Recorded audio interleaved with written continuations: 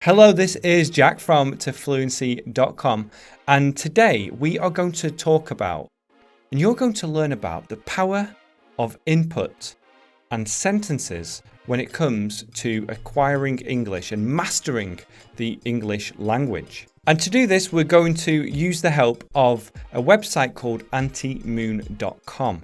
Now, I came across this website quite a long time ago, and I've just recently found it again. And the writer of this website, the owner of this website, is called Tomasz, and he is from Poland originally.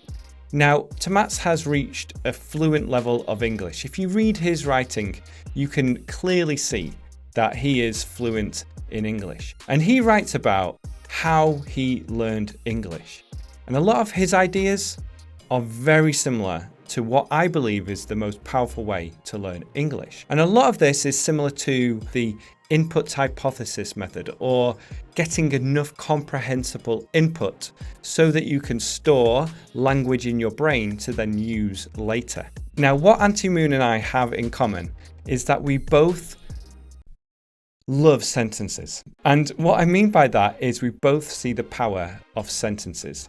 And the input method through sentences works like this. If you see lots of sentences in English, then you are going to store them away in your brain. And if you get enough flexibility in this, or enough variety of these sentences, then you'll be able to use them in a natural way. You're not going to think about grammar rules.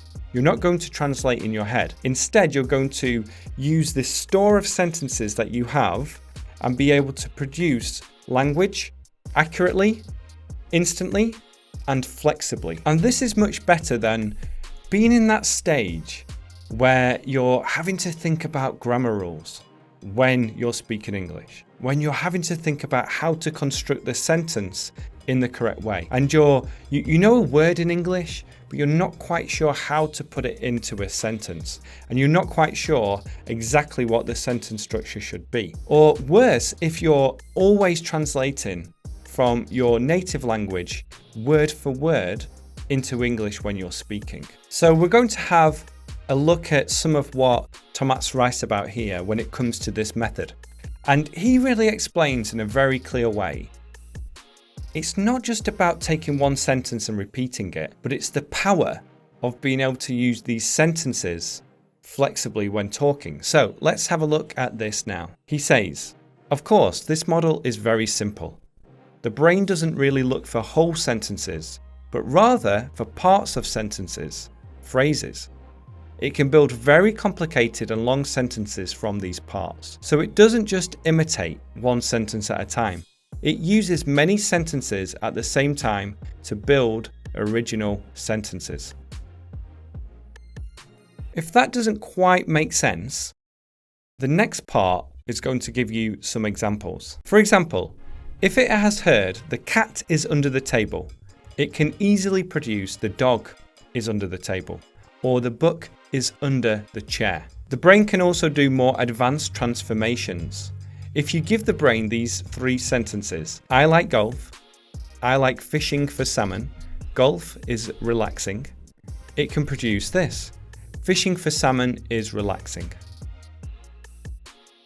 So what it's doing is it can take all these different sentences, and the way I like to explain it is that you internalize the grammar, you internalize the patterns of English.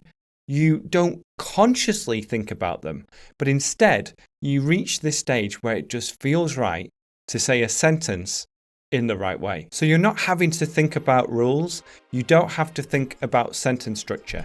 It just feels right to say it in the correct way. And this is the stage that I want you to reach. And to reach this stage means that you're going to have to get lots of input and focus on sentences and not single words and not grammar rules. The article goes on to say, the model describes the process of a child learning its first native language. The child listens to its parents and other people. Now, this sentence can be construed in two different ways, because a child doesn't always listen to their parents, in that a child doesn't always do what their parents say. But what it is saying is the child is always listening. it's always getting lots of input by listening to their parents, their friends, TV, and anyone else who is present in their life. The child's brain collects sentences and gets better and better at producing its own sentences. By the age of 5, the child can already speak quite fluently. This is true. By age 5, children can speak fluently. They make a lot of mistakes, but they're constantly improving, and you can have great conversations with a 5-year-old. Now, here comes the key part, because a lot of you watching this will be saying, yes, but that's different. That's how children learn. That's how children learn their native language. The same model works for learning a foreign language. In fact, we think it is the only way to learn a language well. I love that part.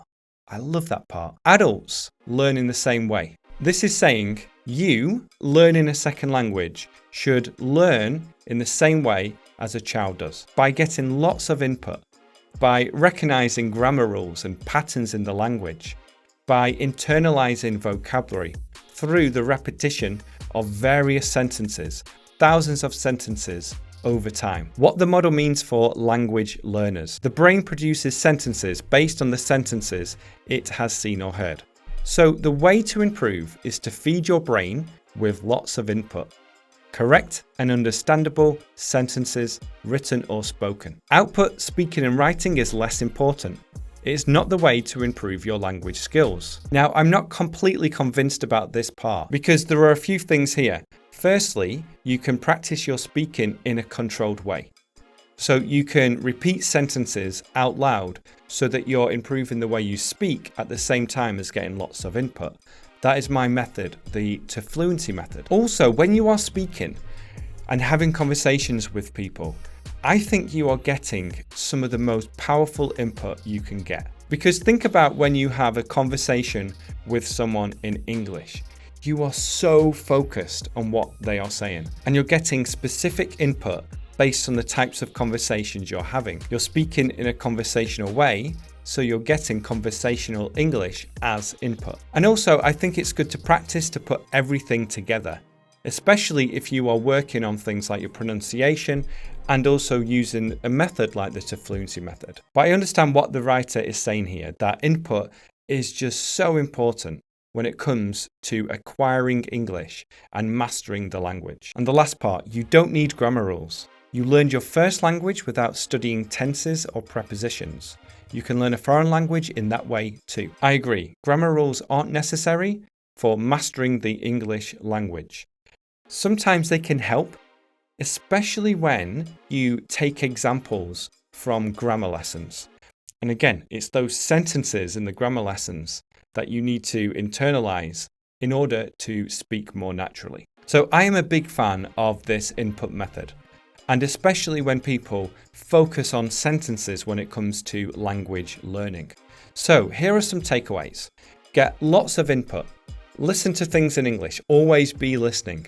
Read a lot in English. And when you are focusing on language, be sure to learn English through sentences. I also recommend using spaced repetition software to get lots of repetition of the sentences you want to focus on. So use something like Auntie and just put sentences into that software so that you can repeat them in the most effective way. Or if you want to get phrases delivered to you, then join the To Fluency program. And then get some natural practice on top of this to put everything together, so that you can practice using your English in a more natural way. And also so that you can get some really good input when you are having those conversations. So let me know what you think about this and what you have learned from this lesson. I'll leave a link to the article in the description so that you can read this article and then just read all the other ones that he recommends to you. Because I love the way that this writer writes in English. Everything is simple and concise. It's a good example of not trying to overcomplicate the English language. So you, as an intermediate or advanced English learner, will be able to follow this article and get a lot from it. And before you go, please like and share this video. Share it with anybody who needs to learn English in this way. And while you're here, why not watch another one of my videos? They are on your screen now. Thanks again for watching. Bye-bye.